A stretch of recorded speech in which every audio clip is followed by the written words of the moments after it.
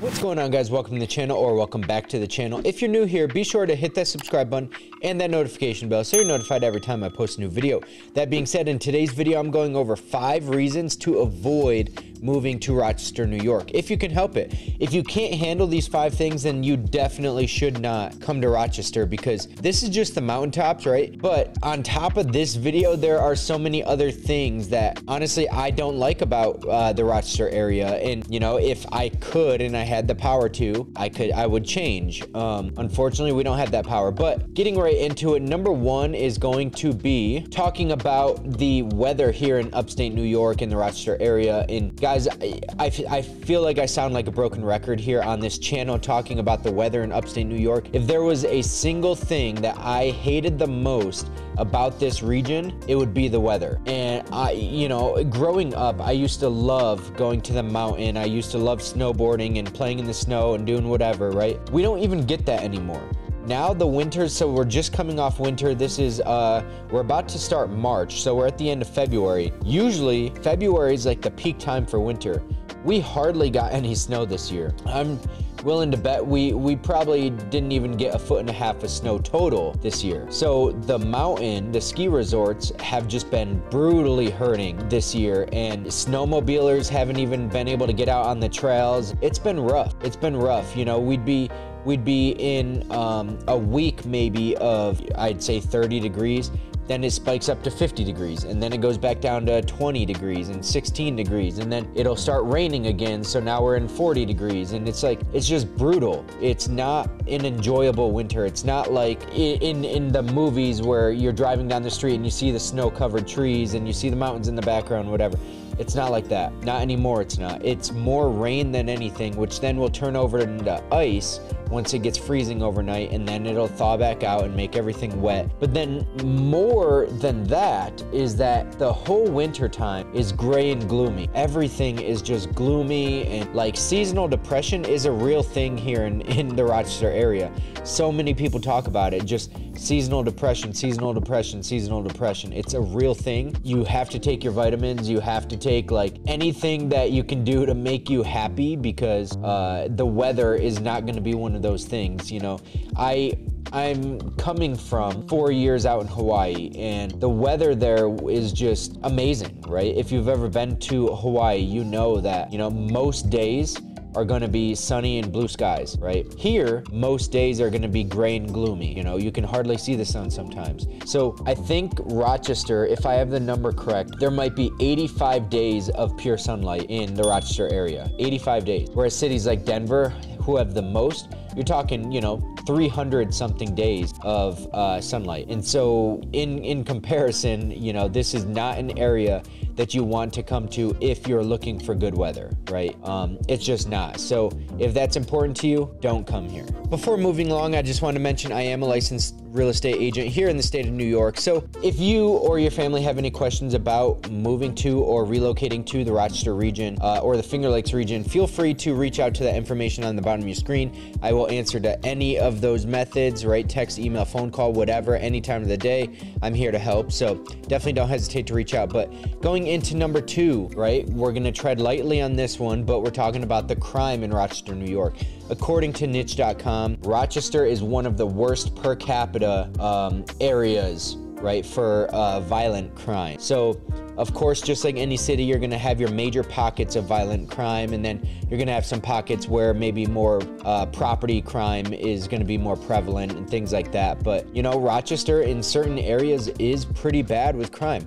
I know I have some really close friends that live up in the city of Rochester, and they basically keep their cars empty and their doors unlocked so that their windows don't get smashed for, you know, somebody trying to steal something. Because if you have your doors locked, right, like you're trying to protect your car, someone's just going to smash through your windows and they're going to get in that way. So you'd rather them get in, find nothing with no damage to your car than to have smashed windows just to find nothing. So keep your doors unlocked and just go that route, right? That's kind of the mentality. So, you know, for me and my family, I don't want to have to deal with that, right? But, you know, a lot of people do, and there are great parts of the city. Like, it's just like any city, right? It's according to niche.com, you can find these pockets within the city that are pretty dangerous, they're pretty bad, and you know, hold a majority of the crime rate in Rochester in these little pockets. So if you're coming here, make sure you look at crime maps and you look at what pockets are red, what pockets are green or yellow, or you know, where is all the major crime happening, and see if you can avoid those areas, right? And you know, at least most people that come here, I'm giving them the map and they're looking at these maps and they're making the decision for themselves. So that's all I can ask of you. A lot of the time you're gonna be okay, right? Mind your own business, do your own thing, like whatever, you'll be okay. But certain hours of the night or whatever, you know, these pockets can be pretty dangerous, and you see it all over the news. I will say, I'm not a fan of the news. The news is exaggerated. It only shows the bad things, obviously, right? Or else it wouldn't be news. So keep that in mind, that it's a little bit misconstrued. But all of these crime mapping and statistic websites will tell you exactly where you should not be going and where you should be going. So just pay attention to those things, do your own research, and then reach out if you have any questions with that. Moving right along, gonna tread lightly on this one as well, but we're talking about the politics of Rochester, New York. Now, you can go to almost any major city in the United States and it will be a blue city. It will likely be liberal in their political views and beliefs, right? And voting trends and whatnot, right? It's no different with Rochester. So if you tend to be a conservative American, somebody who is, you know, either center or right of center, Rochester might drive you a little bit crazy, depending on how bought into certain beliefs you are and stuff, right? Rochester is very blue. We get a lot of our policy from New York City and from Albany, and everybody knows just how crazy New York City can get with a lot of these, right? And you know, Rochester is also a sanctuary city. It's also a city where you know, basically there's no bail, so criminals can go to jail and they can get let off pretty scot-free, you know. And so if you are bringing your family here, I would say, like, just pay attention to these things, right? Look at the crime mapping, look at the school ratings, look at all these other things, and see if you can't avoid those areas, right? It's not my position to tell you where to avoid or how to avoid them or whatever, but you can do the research in looking at these things based on these crime maps and whatnot, right? But the policy directly impacts that crime map, and so you can see it all throughout the city. A lot of these criminals, right? There's a quote-unquote gang called the Kia Boys that will go around and they'll steal cars and stuff, and they're able to get off the next day, get out of jail the next day. And so some of these things are just, it's insane, but that's a liberal policy going to, you know, being in the city, that most people don't like that. Most people, even if they vote blue, they don't like that. They don't like that the no bail policies and that these criminals are getting off basically scot-free. Nobody likes that.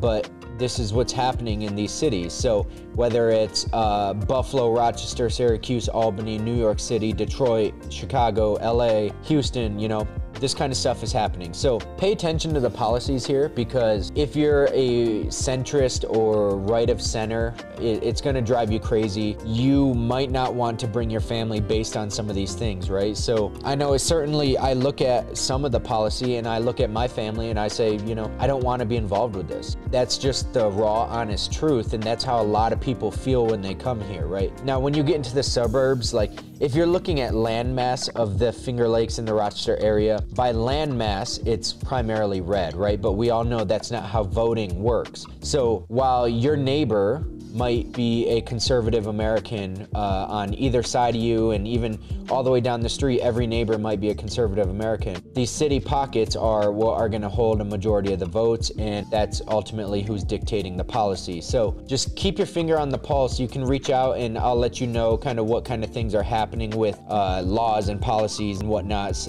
that might affect you and your family. So just reach out if you're curious about that. I don't want to go too in depth with politics, but just know that the policies will affect you in many different cases, and it's probably not going to be a good thing. All right, now getting into my bread and butter, and obviously what I do here in the Rochester and Finger Lakes region is I sell real estate. I help you guys buy and sell real estate here in the area. So that being said, you know, a lot of people when they're relocating here are just moving within the Rochester and Finger Lakes region. The question obviously I get asked the most is, how's the market there, right? And since I'm living and breathing this every single day, I will say that it's challenging. If you're a buyer and you don't have a ton of expendable cash, it's probably going to be a little bit difficult for you. Essentially now what's happening in this market, and you know, I'll go on a little rant here. So we have many issues in our market, and I firmly believe that a lot of the chaos that's happening here in the Rochester area is agent manufactured, meaning real estate agents are listing properties significantly lower than market value so that it gives the illusion of raising the price, right? And they do that for whether they actually know it or not, or if they call it strategy. They say what it does is it's gonna enable them to go on social media and the internet and market after the sale saying, I sold this house for $120,000 over asking price. If you want your house to, if you want to get the most money, hire me, right? It's a bunch of bullshit. I'm telling you right now, market value is market value is market value. It doesn't matter if it's priced at $300,000, it'll sell at $300,000. Or if it's priced at $200,000, it'll still sell at $300,000. You'll just get more offers to review. You'll just get more buyers in there, and it's gonna be more of a hassle. So like, there's an issue with that where it gives the illusion that buyers can't even compete because you're competing with 48 other offers. I literally last week offered on 2 properties. One had 18 offers, one had 48 offers. The one that had 48 offers sold at over $150,000 over what they were asking. And then the one with 18 offers sold for even more than that. It was $185,000, I think, over asking price. That tells me that property was significantly underpriced. Significantly. When you have cash offers that are going $100,000 over asking price and there's other offers that are beating it, it's just absolutely insane. It's insane. And so it gives you as the buyer the illusion that you can't do this, right? And so if you're looking for a real estate market that doesn't have much competition, don't come here. I'm telling you, don't come here, because the Rochester and Finger Lakes market, real estate market, is the most competitive market in the whole United States. It was just named that like last month. And it's been that way really since COVID. So we're seeing a huge demand of buyers, right? And not enough supply. Literally, supply is just, it's not there, right? In the whole Rochester and Finger Lakes region, at any given time, we might be seeing like 200 listings. And to put that into perspective, you do like the Denver Metro, we have some colleagues out there. Denver Metro, they have like 5,000 at any given time on the market, 5,000 homes. Granted, the Denver Metro is probably comparable to the volume of homes as Rochester and Finger Lakes combined. But when you talk about Rochester and Finger Lakes combined and you have 200 homes on market versus their 5,000 or whatever it is, it's a pretty significant difference. And so that's something to be cognizant of. You know, you're gonna have to bring a lot of cash to the table. Thankfully, what we have now is I have a lot of really good partners who are on the lending side, the mortgage side, who can offer you a cash guarantee. So therefore you can show up as a cash buyer, even if you're getting a mortgage. And so what they do is they'll say, hey, we as the bank or we as an equity fund, we're going to give you the cash. Should this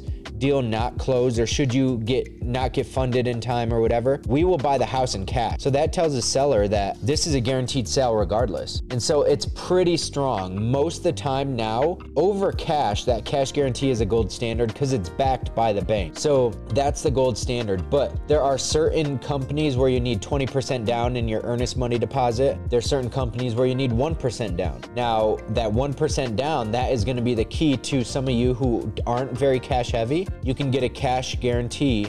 You can get a cash offer now with just 1% down. Additionally, a lot of the time VA buyers in this area, because we're not a big military installation heavy area, VA buyers get screwed royally. Most agents, most sellers don't like to see a VA loan because they think that they have all these misconceptions. Primarily working with VA loans, And being a veteran myself, I know all about them. I know what it takes. I know it's the most funded loan, the most funded mortgage out of any other mortgage product. But the sellers in the seller side, they don't see it that way. They just don't know. They're not educated on it. Their agent sucks, whatever the case is. So now there's a company that will give a VA loan, a cash guarantee, which is very significant because now you can show up as a normal cash buyer, even though they're running a VA loan in the back. And so that just gives you that competitive advantage now because you can show up like everybody else without somebody worrying about you being a VA loan. It's kind of shitty that you have to do that because I love VA loans. I love that a veteran is utilizing the benefit. It's more benefit than just 0% down, right? You have the mortgage assumption should you go and sell it, and it's just more marketable. And then you get a slightly reduced interest rate and whatever. But it's just unfortunate that so many agents aren't educating themselves on or listening to the education on VA loans, so that you have to do this cash guarantee instead. But either way, there are options now for even you who are a little bit less qualified to show up as a cash offer and be just as competitive as the next guy or the guy that has 200,000 in the bank.